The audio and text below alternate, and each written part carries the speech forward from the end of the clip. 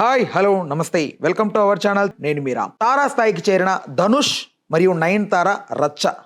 ధనుష్ నయనతార కాలీవుడ్లో popular celebrities.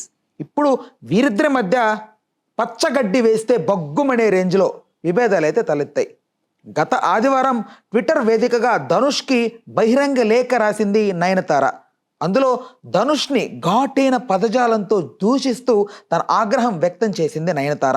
ఇక అసలు విషయంలోకి వెళ్తే నయనతార తన పెళ్ళి అలాగే తన జీవితంలో జరిగిన కొన్ని వ్యక్తిగత సంఘటనలను ఆధారంగా ఒక డాక్యుమెంటరీ చిత్రంకై నెట్ఫ్లిక్స్తో ఒప్పందం కుదుర్చుకుంది. అందుకోసం పెద్ద మొత్తంలోనే నెట్ఫ్లిక్స్ నయనతారకి భారీ రెమ్యునరేషన్ అయితే ఆఫర్ చేసింది. అయితే ఇక్కడే మొదలైంది అసలు కథ. నయనతార గత 9 ఏళ్ల నుంచి డైరెక్టర్ విఘ్నేష్ శివన్తో ప్రేమలో ఉన్న సంగతి అందరికీ తెలిసిందే. వారి ప్రేమకి బీజం వేసిన చిత్రం నానుమ్ రౌడీధాన్. విజయ్ సేతుపతి నయనతార జంటగా నటించినటువంటి ఈ చిత్రానికి విఘ్నేష్ శివనే దర్శకుడు, ధనుష్ నిర్మాత.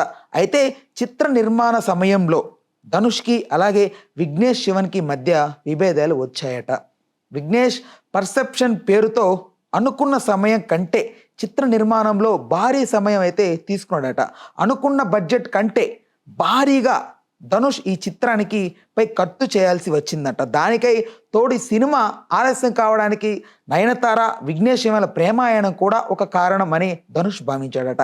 తీరా ఎట్టకేలకు సినిమా రిలీజ్ అయి పెద్ద బ్లాక్ బాస్టర్ అయినప్పటికీ ధనుష్కి మాత్రం పెద్దగా డబ్బులైతే మిగలకపోగా ఈ చిత్రంపై అటు విఘ్నేష్ ఇటు నయనతార బాగా లాభపడ్డారు.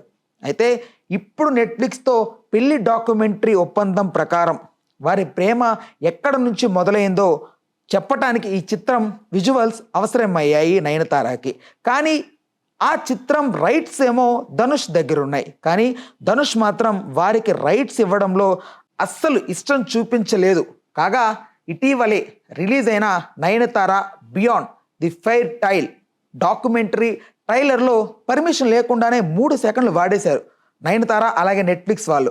దానికి ఆగ్రహించిన ధనుష్ వెంటనే లాయర్ ద్వారా నయనతారకు అలాగే నెట్ఫ్లిక్స్ వాళ్ళకి నోటీసులు పంపి 10 కోట్ల నష్టపరిహారం అయితే డిమాండ్ చేశాడు. అది చూసి షాక్ అయిన నయనతార ధనుష్పై తన ఆగ్రహం వ్యక్తం చేస్తూ ఇన్స్టాగ్రామ్లో ఒక ఘాటైన పోస్ట్ పెట్టడం జరిగింది.